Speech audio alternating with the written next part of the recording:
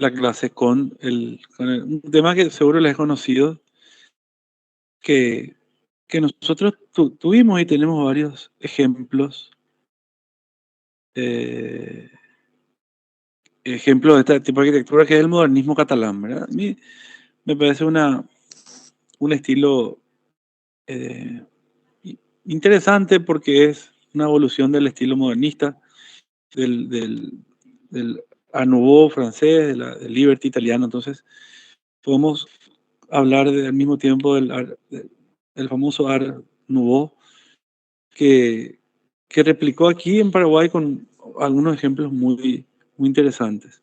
Mi idea es hacer un repaso general de todos los estilos hasta el fin del semestre, ¿verdad? Para hablar en su mayoría de los estilos que aquí se hicieron.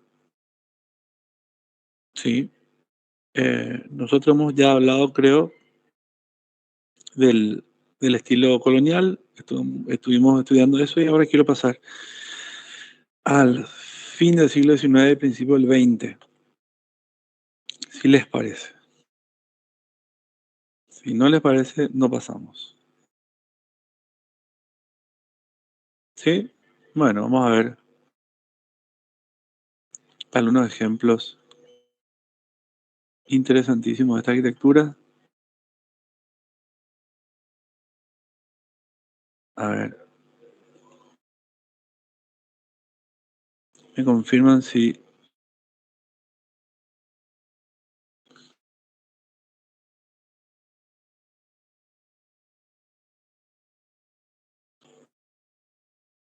¿Ven? Ujú. Bueno, es muy conocido, es internacionalmente conocido. Ya habrán escuchado, quizás estudiado en alguna historia anterior. El caso de Gaudí. Hablando de Gaudí, hablamos del modernismo catalán. El modernismo español, como se lo conoce, pero fundamentalmente es un movimiento que, que- que puso a esta región de España en el mapa mundial como una versión bastante particular, bastante manierista, digámosle, del- del estilo que también buscó de una manera romper con los paradigmas del Bellas Artes, del academicismo francés, el rigor de la industrialización inglesa y el aburrimiento sobre todo de otros estilos más orientados, más centrados en Alemania. Entonces, un poquito brevemente la historia de él. Esa obra se escribe dentro de un movimiento que se llama el modernista, eh, que no tiene nada que ver con el modernismo racionalista, como ya seguro sabrán, aunque lo supera ampliamente por la originalidad de sus concepciones y su capacidad de romper moldes y crear nuevas soluciones.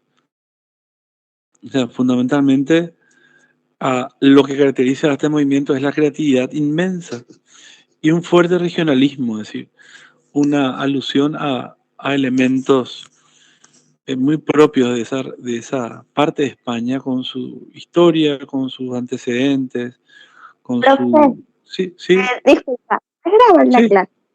Ah, sí, ok, ok. Ahora,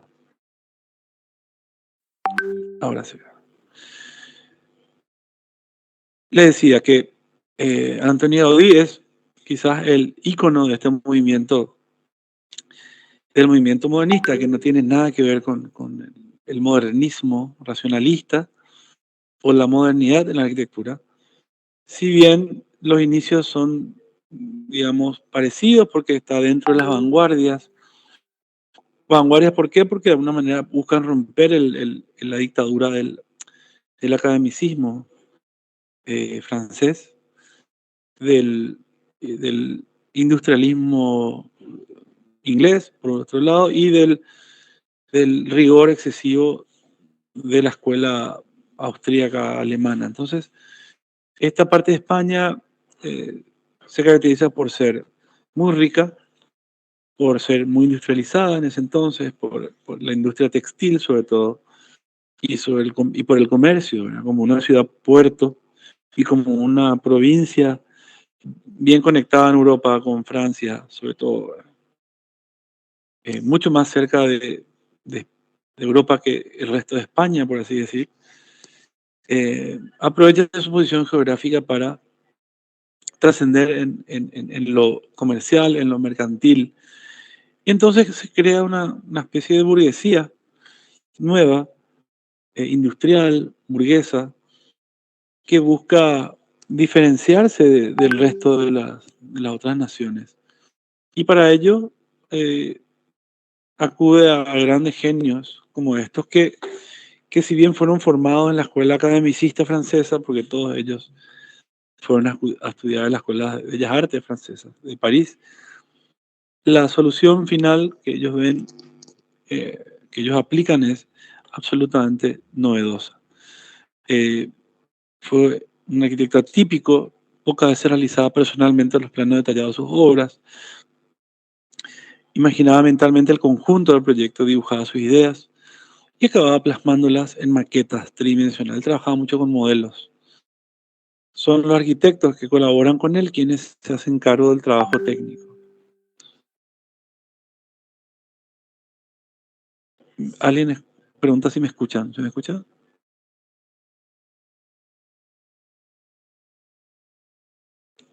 ¿Se escucha?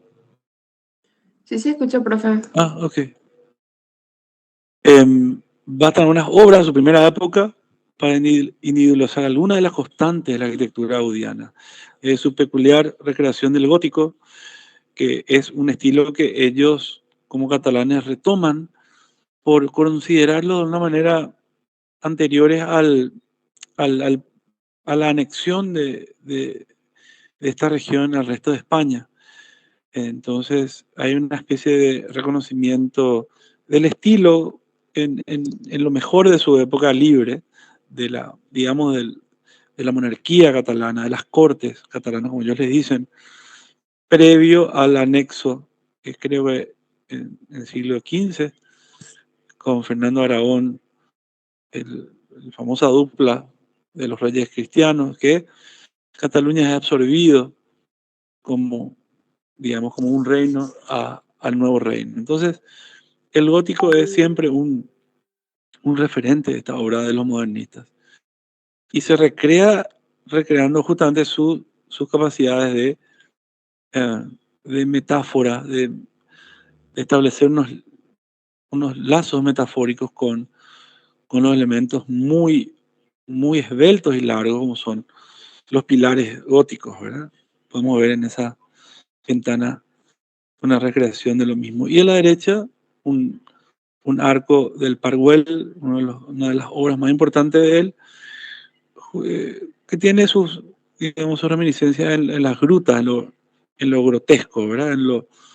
En esas grutas eh, de, del Renacimiento, muy propio de los castillos y de los palacios manieristas, renacentistas del último periodo y barrocos, ¿verdad?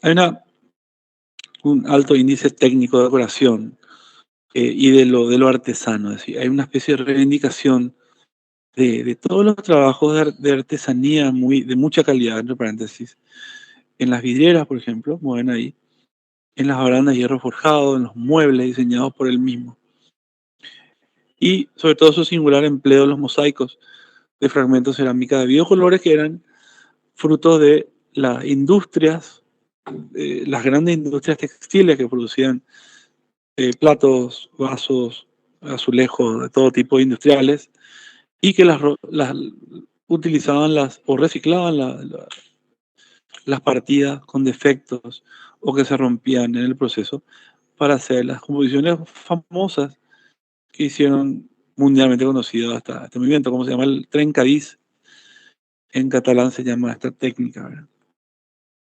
La obra Gaudí se caracteriza por desvincularse de la corriente de su época y adentrarse con una gran originalidad, formas diversas, innovaciones como el arco parabólico, que es el arco que se emplea en este caso,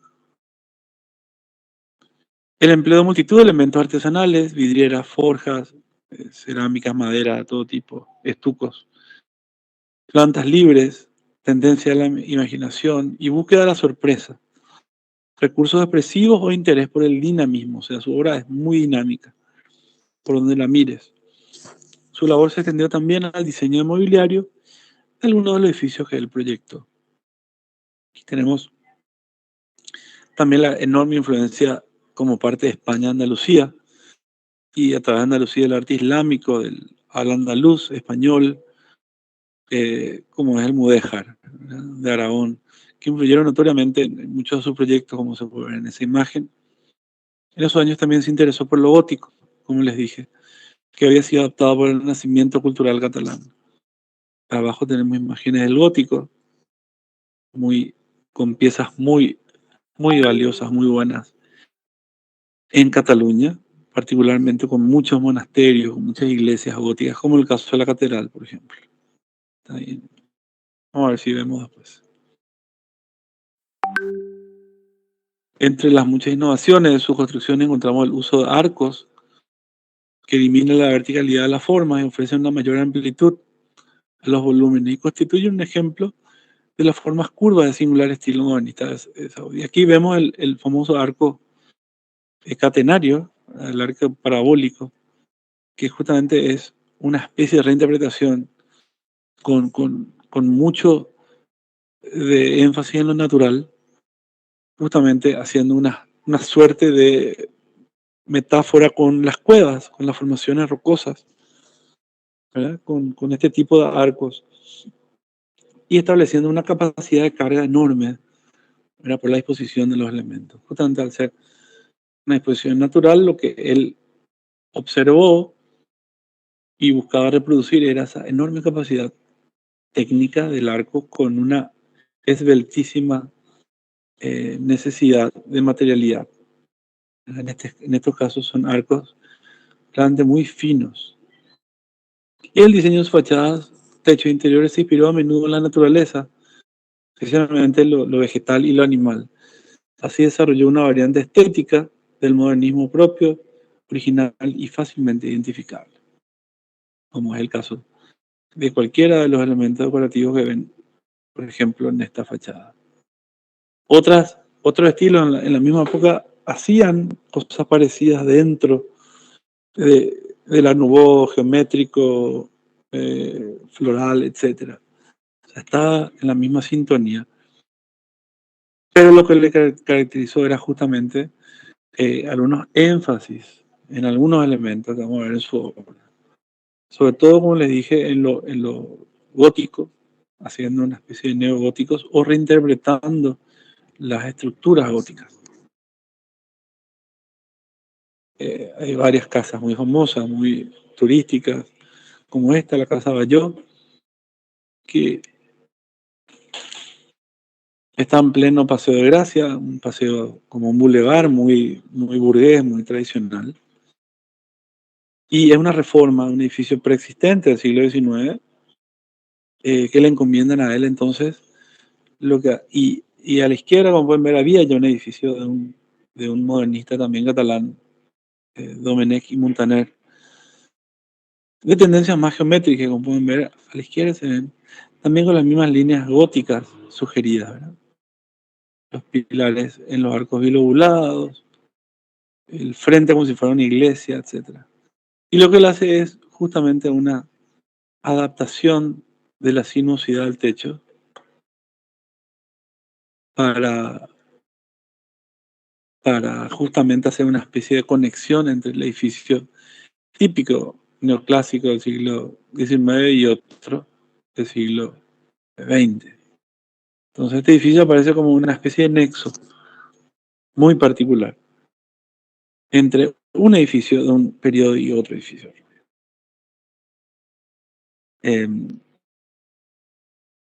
Lógicamente he construido el edificio en 1877, como les dije, cuando en Barcelona todavía, por ejemplo, no había luz eléctrica, que tenía, creo que nada más que 4 pisos, y él lo hace más alto. Ya una reforma del 1904 hasta el 06, mediante justamente una originalísima fachada y una redistribución de las divisiones interiores. ampliación del patio de luces, que vamos a ver. La fachada ondulada está cubierta con discos polícromos de madera vidriada y fragmentos de cristales rotos de distintos colores, como podemos ver ahí en la fachada.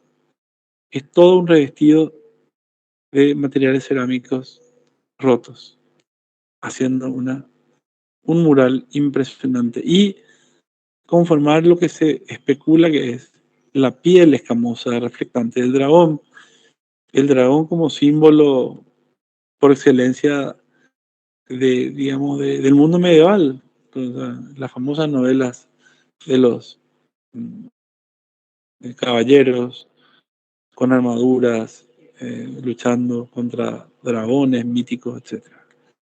Hay toda una especie de literatura muy, muy vasta sobre eso.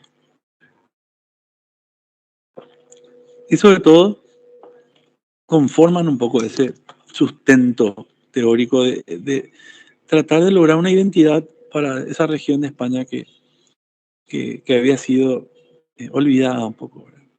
Gracias a esa nueva capacidad económica importante de algunas familias, ¿verdad? Algunos personajes. Y que podemos ver como el increíble trabajo de escultura de los elementos arquitectónicos, como los pilares, los arcos, los sistemas de cristales, como vitrógra, los vitrales, en colores, en forma, en texturas, que todo tiene su porqué. O sea, todo está diseñado y todo está promoviendo una idea. En este caso, tenemos el plano nobile, o sea, el plano principal donde vivía la familia que era dueña del edificio. Se nota por la decoración, por las amplias ventanas que se veían desde la calle y desde las cuales veían la calle. O sea, era un poco esa vieja usanza muy arraigada en las grandes ciudades europeas donde las altas mm, élites organizaban fiestas, entonces parte del show era que la gente les viera, ¿verdad? Como una gran vitrina de, de espectáculo social, digamos. Entonces, está perfectamente diagramada en 3 sectores, como pueden ver, el inferior, con una protección de madera y unos óvalos que tienen una especie de, no sé si hay un detalle, elementos que se cierran y se abren para que deje fluir el aire. Y arriba también un elemento de vidrios más gruesos y más rústicos, o de mayor textura y color, para de alguna manera tamizar, hacer de visera o de filtro a la luz solar y los vidrios transparentes para ver y ser vistos. Aquí podemos ver otro detalle impresionante de ese lenguaje tan fabuloso, ¿verdad? Además de decir que es la metáfora de un organismo vivo, llámese un dragón, llámese un, un, un bicho mítico, y estos son los huesos, o sea, es la estructura ósea y, la techumbre, la mansarda o lo que implica el revestido que es el techo es la caparazón, la cobertura, el lomo del animal. Aquí tenemos la vista, digamos, del observador con los reflejos, la diferenciación perfecta entre un piso y otro.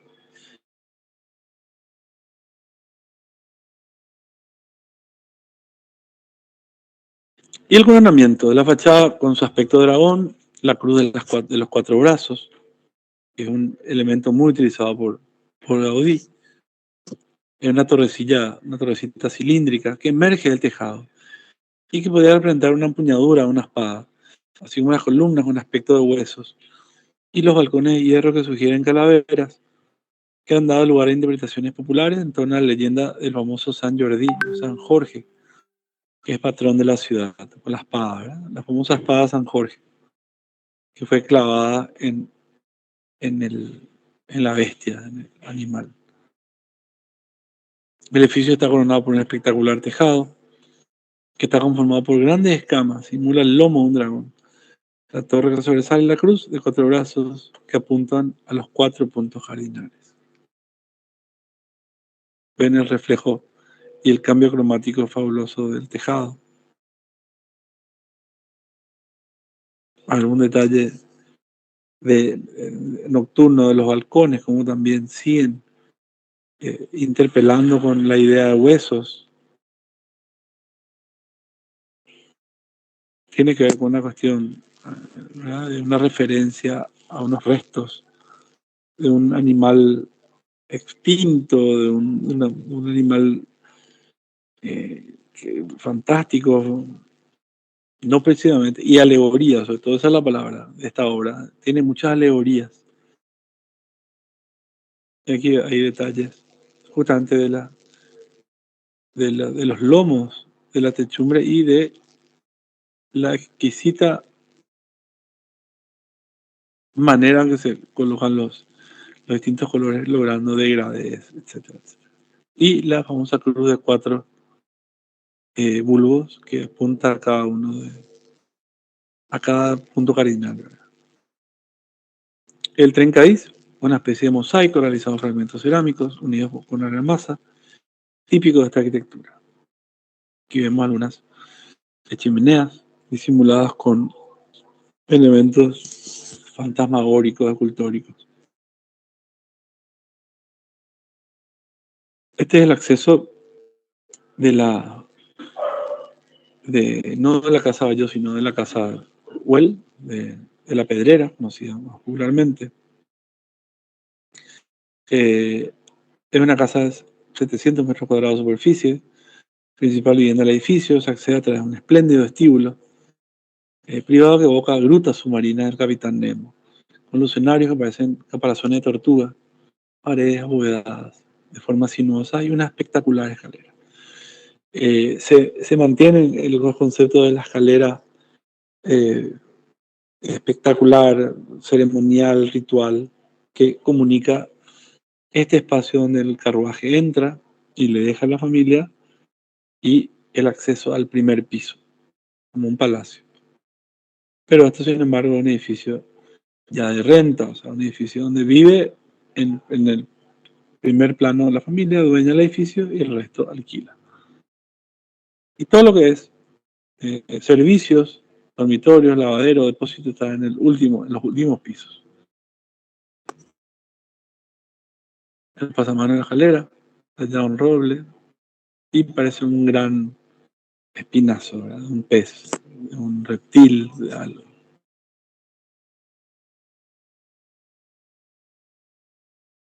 El despacho es lo que se ve desde la calle, con una vista del interior, y cómo se ve la sinuosidad, la línea curva,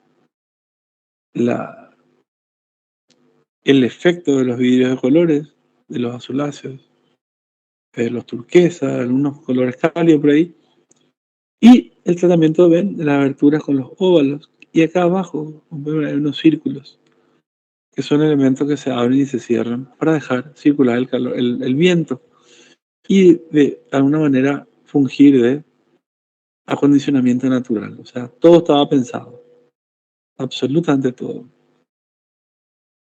El interior, con un espacio, digámosle, de características más privados, para cuando hace frío y estar al lado de la chimenea.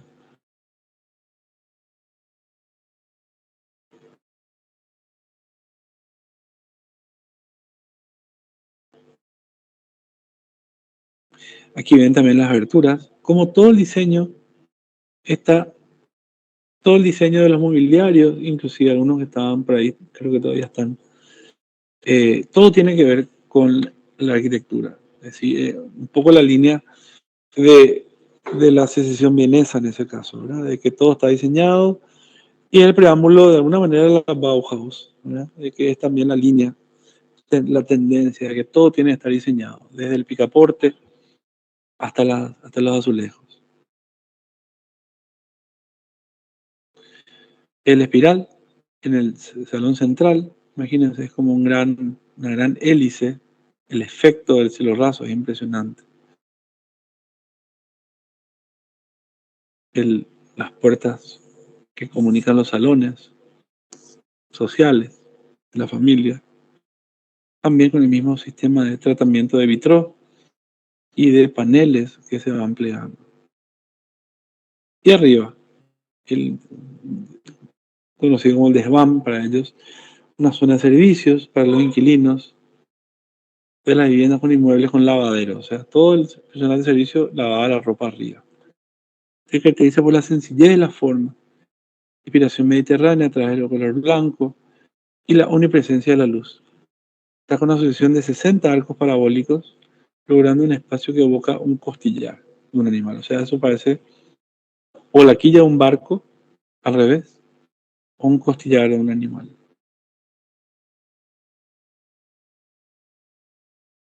La azotea sobresale especialmente lo que popularmente se conoce como el lomo del dragón, que caracteriza la fachada. Gaudí representa el espinazo, un animal con tejas de diversos colores hacia un lado, colorando mediante una técnica trencadís y hacia el inferior de la azotea.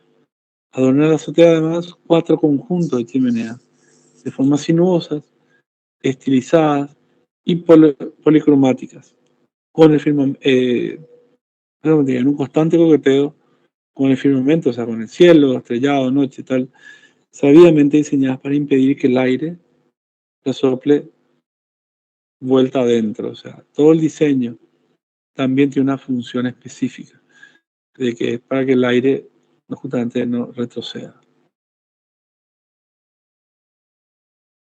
Que digamos que todo el humo salga y que no se meta de vuelta. Algunas imágenes de la terraza de este edificio, impresionante, las chimeneas de las cocinas.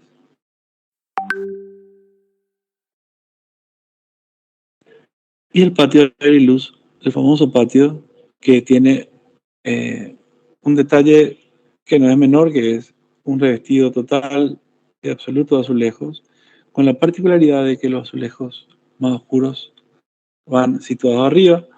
A medida que va descendiendo, se van colocando azulejos más claros.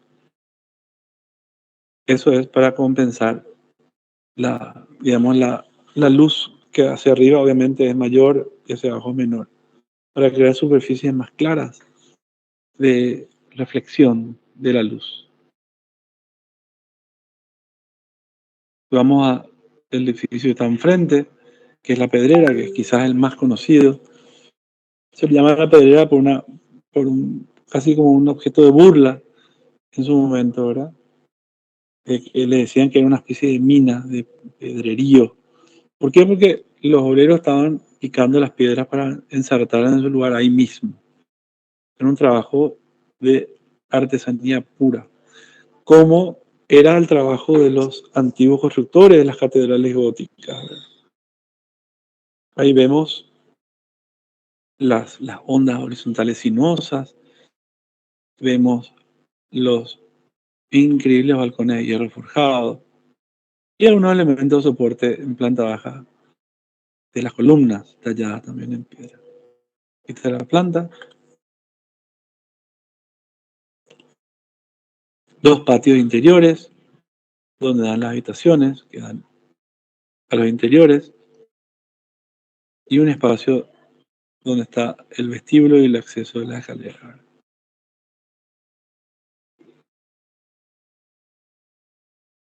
Hay 4 departamentos por piso en la planta tipo. Es el edificio quizás uno de los edificios más famosos del mundo. Trabajó 4 años, desde el 1906 hasta el 10, a servicio de este edificio. Fue declarado Patrimonio Histórico de la Humanidad y mantiene una vanguardia que tiene un siglo después. O sea, un siglo después y un poquito más, es una obra que todavía sigue siendo atemporal. Es decir, los códigos de diseño son aún válidos. Nunca pasa de moda porque es única y a la vez siempre sorprende a todo el mundo. Ahí me escribe que no se escucha alguien en el chat.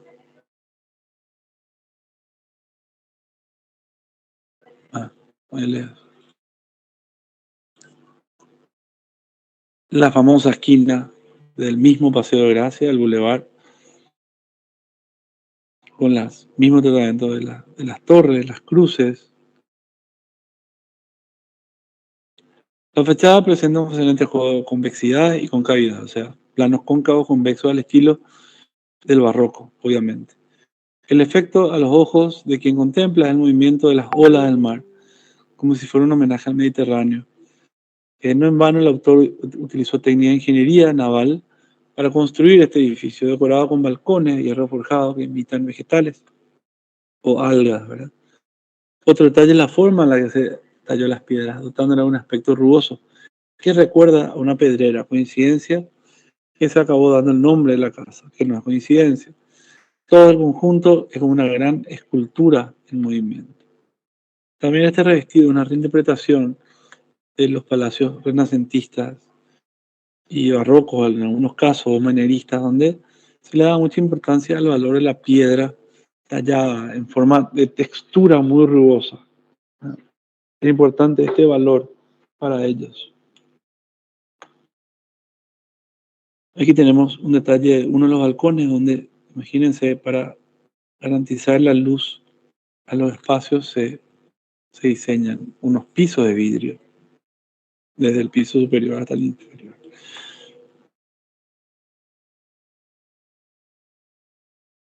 Y la rugosidad de la piedra, como se puede ver aquí.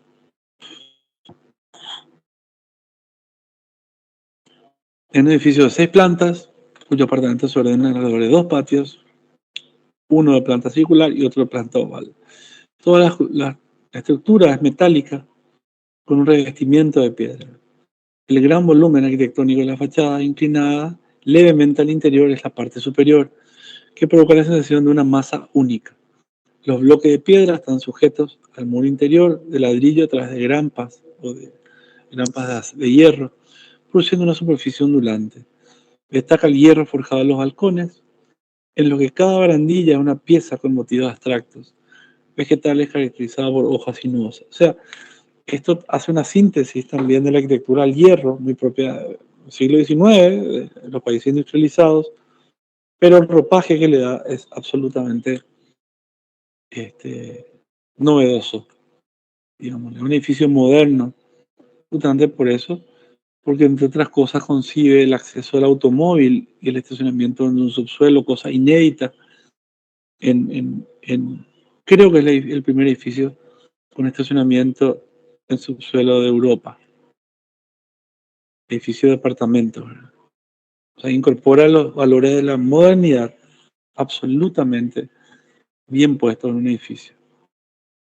El acceso es una especie de forma de burbujas, es una reja que imita una especie de coral marino, que es justamente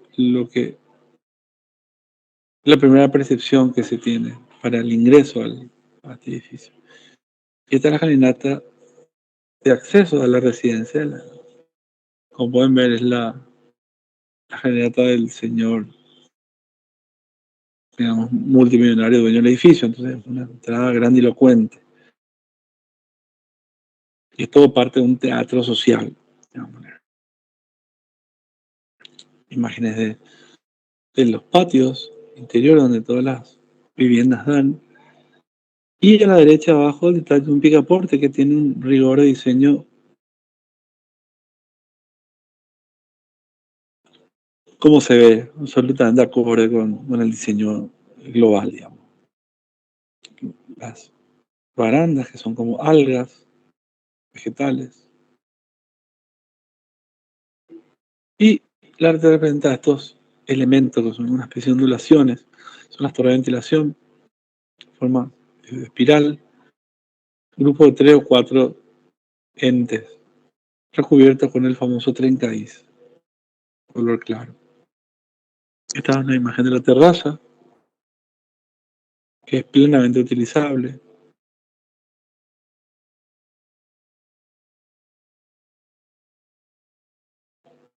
aquí se ve el sector que ocupan las.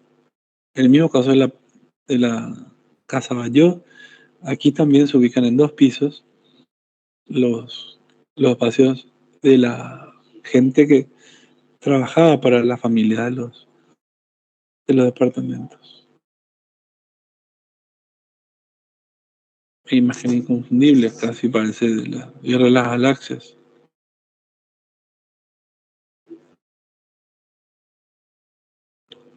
Las cruces de tren Cádiz.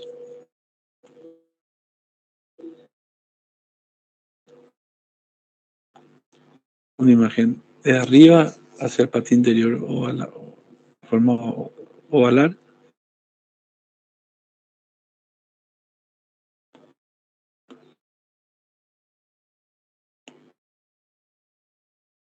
Algunos elementos. Ya está todo diseñado. Este es el interior. Como pueden ver, un edificio sigue el mismo criterio de la Casa Milá, Casa Bayó, con unas finísimas y esbeltísimos arcos hechos de ladrillo, así, ladrillo sin revocar, donde se pone manifiesto la absoluta honestidad del uso de los materiales. No está expuesta la marqueta. Las habitaciones se organizan alrededor de los patios, como les dije, dando iluminación y ventilación. O sea, todas las habitaciones gozaban de vistas y ventilación.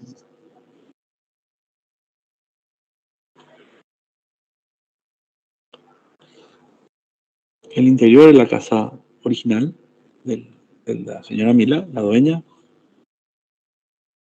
sencillito, los muebles diseñados para ella. Todo debía ser diseñado.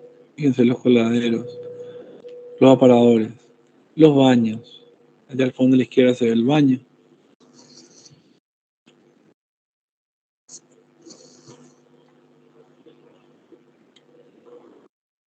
Las camas, las mesas, toda la obra era única y específicamente diseñado para ese lugar. Eso es lo increíble.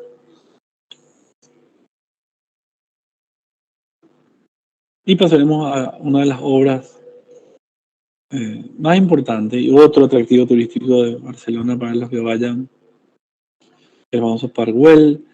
Güell era un conde de mucho dinero, que fue uno de los mecenas de él, uno de los clientes que le construyó una colonia Güell, que estaba en las afueras, donde tenía la fábrica y construyó la sacristía, y sobre todo no llegó a hacer la iglesia, pero hizo lo que sería que podemos ver en otra oportunidad, lo que es el subsuelo, digamos, el espacio del sepulcro, digamos, impresionante.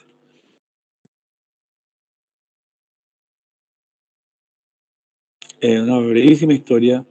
Eusebio Güell decide comprar un sector en las afueras de Barcelona en ese entonces, y coincidió justamente con la compra hasta con la euforia urbanística de Barcelona, la famosa creación del Eixample, el derribo de las murallas medievales que justamente generaban ese casco que ven ahí más denso, y a mediados del siglo XIX se decide hacer la ampliación de la ciudad, y la nueva burguesía industrial catalana había demostrado un enorme interés en la construcción de nuevas viviendas, hasta aquel momento poco explotadas, que ofrecían mejores condiciones de vida. Siendo el ejemplo más paradigmático el Eixample, el famoso plan desarrollado por el ingeniero Ildefonso Cerdá, más conocido como el Plan Cerdá, como ya habrán visto. El original del Parc Güell se gestó en 1900, cuando el conde Güell compró una ladera en las montañas del Carmen. Para ese entonces estaban las afueras de Barcelona. Para crear una urbanización le pide a Badia el proyecto. El propósito era limitar una ciudad jardín, por eso lo del parque, creando unas pocas decenas de viviendas en un entorno casi idílico natural, ¿verdad? Con mucha presencia verde, orientada a personas de alto poder adquisitivo que quisieran alejarse de la aglomeración y la insalubridad de la ciudad.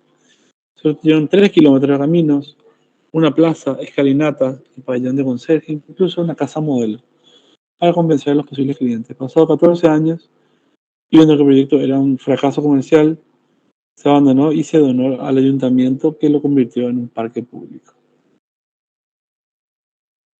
Este es el acceso al parque.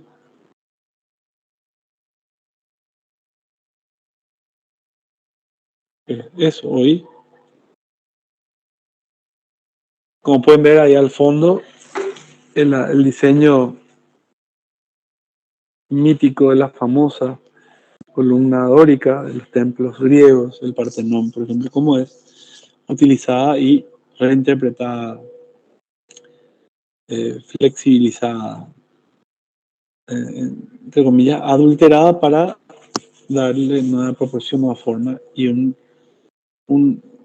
una función diferente al de, al de los templos y edificios tradicionalmente neoclásicos, ¿verdad? O sea, él toma el neoclásico y eh, lo convierte en otro estilo, o lo incorpora a un estilo mucho más ecléctico, mucho más popular. Eh, digamos, una plaza flotante, con una especie de gran mirador que es impresionante. Una sala hipóstila con casi 90 columnas, que estaba, digamos, planificado hacia el mercado de la organización. La generata principal, la gruta artificial que flanquea los dos bordes, y los dos pabellones están ubicados aquí a la derecha, como pueden ver, derecha e izquierda.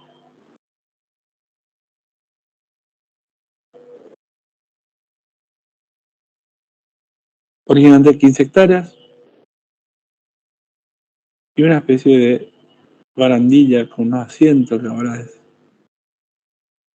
de intensísimo atractivo turístico. Casa de los Conserjes, que es esta, una alegoría siempre la cruz, una alegoría de la construcción religiosa, una alegoría de la arquitectura bizantina, una arquitectura medio oriental, musulmana, romana, por supuesto, por el uso de los, ahí está, de allí la escalera de acceso, el famoso dragón,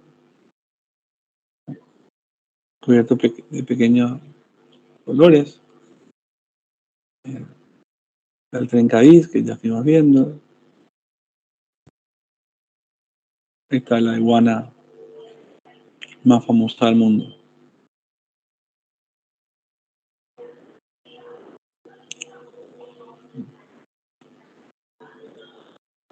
Algunas imágenes de los detalles, de, de los voladizos,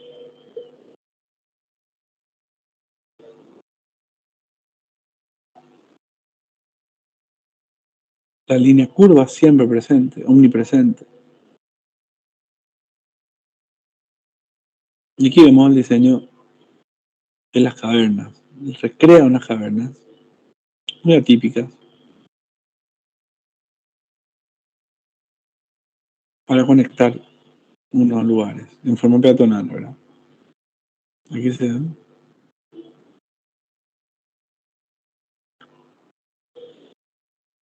Eso es una vista de la terraza hacia la ciudad.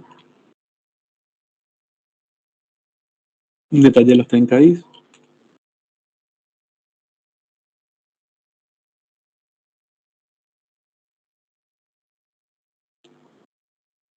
Las gárgolas, fíjense, los órdenes.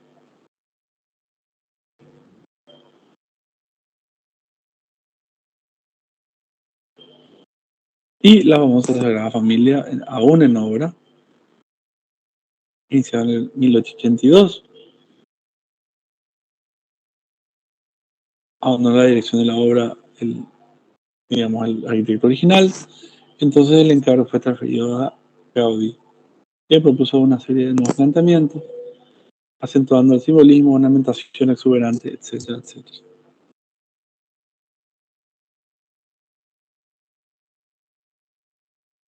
Así se veía hace unos años ya Esto cambió muchísimo.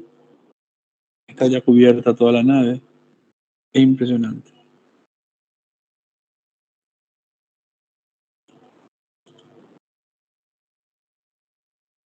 Aquí podemos ver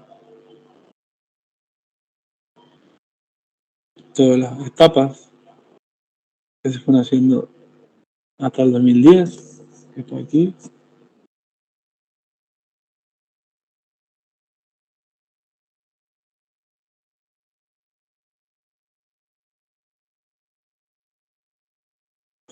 El estilo del templo está basado en el gótico, obviamente, a partir del desarrollo de estructuras geométricas arregladas y la aplicación muy ingeniosa de elementos decorativos. El edificio recopila la esencia del conocimiento de Gaudí. Hizo enorme experiencia constructiva, destaca la estructura de base paraboloidal, o sea, arco parabólico hiperbólico, la generación helicoidal de las columnas de la base central y su forma arborescente, o sea, como un árbol que sostiene las bóvedas de base hiperbólica. Es también destacable la modulación interior de los ventanales laterales que filtran y distribuyen la luz, así como las plantas elípticas de los campamentos perforados por unas funcionales escaleras caracol que suben a las torres. Esta sería una imagen del interior que es impresionante. Por supuesto, prevalece la verticalidad, la luminosidad. El propósito es elevarse a Dios como todo espíritu gótico. Y para dar esplendor a su especificidad, puede recurrir a la luz. Los rayos hacen reducir los pináculos situados a lo alto de todas las torres y de los ventanales. El sol del levante, o sea, del- donde sale el sol del oeste, ilumina los portales de la fachada del nacimiento y acentúa la alegría de la vida que es el nacimiento de Jesús. Hay toda una simbología obvia atrás. Las cruces, las naranjas, ahí está el increíble aspecto cronológico, cromático de estos tratamientos.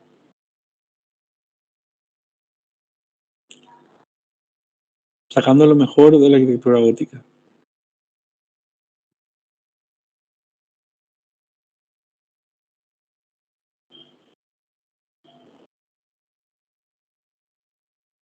Que una excelente foto. Ábside,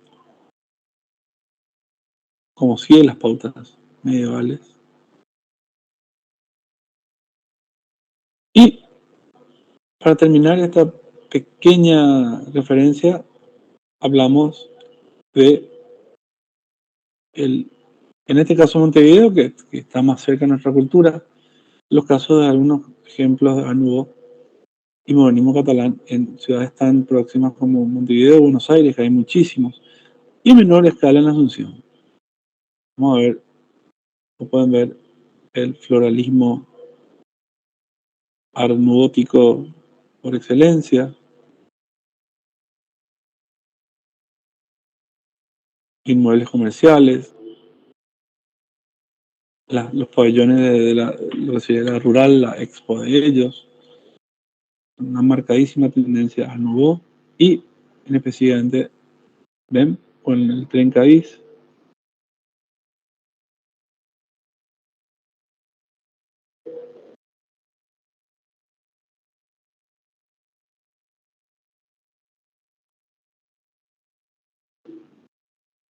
escuelas, colegios,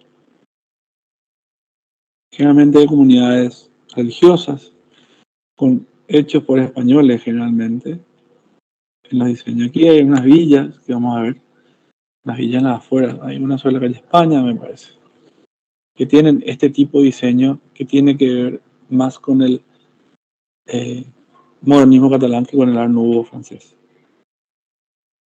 Acá tenemos otras.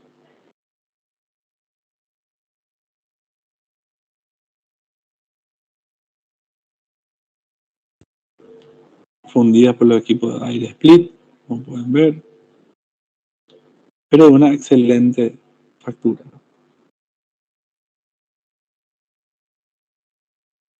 Excelente factura. Y una famosa librería en pleno centro de Montevideo, que es esta, que tiene una increíble cúpula arriba y tiene de la librería en los 3 primeros pisos.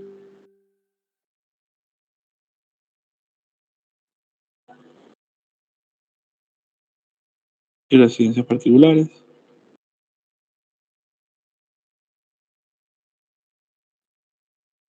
El diseño de las aberturas.